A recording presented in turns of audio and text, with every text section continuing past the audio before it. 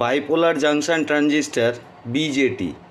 Bipolar junction transistor কেন বলা হয় না, বাইপোলার হচ্ছে এখানে হোল এবং ইলেকট্রন দুটো চার্জ ক্যারিয়ারের জন্য কারেন্ট পাস করে, তার জন্য একে বলা হয় বাইপোলার জাংশন ট্রানজিস্টার বা বিজেটি। বিজেটির তিনটে স্তর থাকে, একটা হচ্ছে এমিটার, মধ্যবর্তী স্তরটা হচ্ছে বেস এবং আরেকটা স্তর হচ্ছে কালেক্টর। এমিটার নিঃসারক, বেস ভূমিস্তর, কালেক্টর বা সংগ্রাহক স্তর। এবং প্রত্যেকটা অংশ থেকে, অর্থাৎ এখানে তিনটে লেয়ার রয়েছে এন পি এন, এখান থেকে একটা এমিটার থেকে একটা লিড বার করা হয় এমিটার লিড, বেস থেকে একটা লিড বার করা হয় বেস লিড এবং কালেক্টর থেকে একটা লিড বার করা হয় কালেক্টর লিড।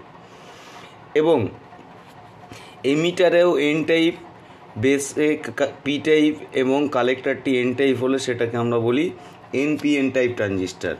আর যদি এমিটারটা পি টাইপ, বেসটা এন টাইপ এবং কালেক্টরটা পি টাইপ হয় তখন তাকে আমরা বলি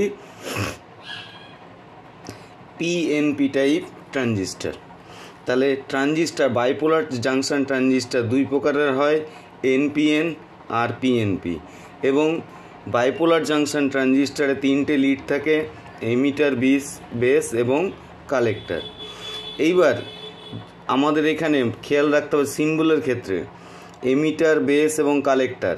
এনপিএন টাইপ ট্রানজিস্টারে সবসময় যখন বায়াসিং করা হয় অর্থাৎ ব্যাটারি লাগানো হয় তখন পি থেকে এনের দিকে কারেন্ট পাস হয়, বেস থেকে এমিটারের দিকে কারেন্ট পাস হয়। তার জন্য অ্যারো চিহ্নটা বেস এমিটারের মধ্যে, বেস থেকে এমিটারের দিকে অ্যারো চিহ্নটা আছে, এখানেও সেই চিহ্নটাই ফলো করা হয়েছে, অর্থাৎ এমিটার এটা হচ্ছে পজিটিভ প্রান্ত থেকে নেগেটিভ প্রান্তের দিকে কারেন্ট পাস করছে, তার জন্য তীর চিহ্নটা এইদিকে। নেক্সট যদি পিএনপি টাইপ ট্রানজিস্টার দেখি তাহলেও এখানেও তিনটে লিড রয়েছে, এমিটার, বেস এবং কালেক্টর।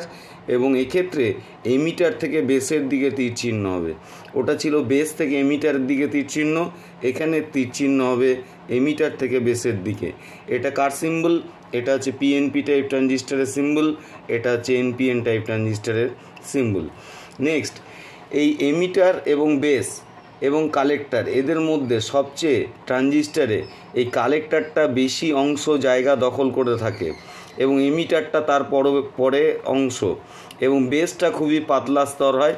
বেসটা এতটাই পাতলা স্তর হয়, টোটাল ট্রানজিস্টারটা যদি 150 ভাগ দৈর্ঘ্যের হয় তার মধ্যে এক ভাগ মাত্র জায়গা বেসটা দখল করে থাকে, বাকি 149 ভাগ জায়গা দখল করে থাকে হচ্ছে এমিটার এবং কালেক্টর।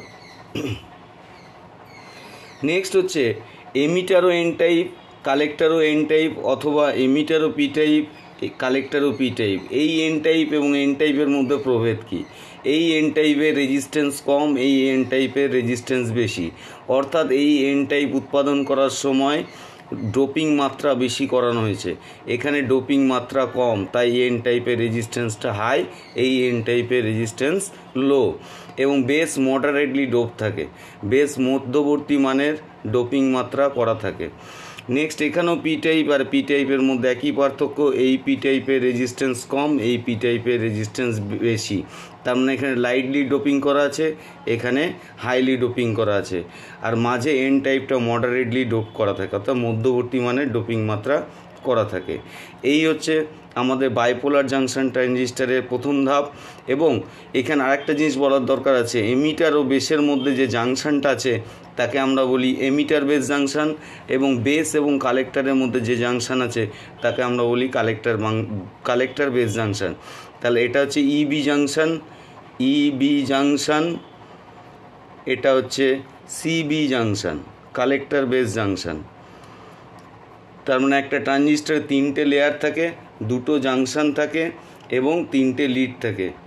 এবং আমরা পরবর্তী ভিডিওতে আলোচনা করব কিভাবে ট্রানজিস্টারকে বায়াসিং করা হয় এবং অর্থাৎ ব্যাটারির সঙ্গে কিভাবে কানেকশান করা হয়। তার পরবর্তীতে আমরা স্টেপ ওয়াইজ দেখব ট্রানজিস্টারের কাজগুলো কি করে।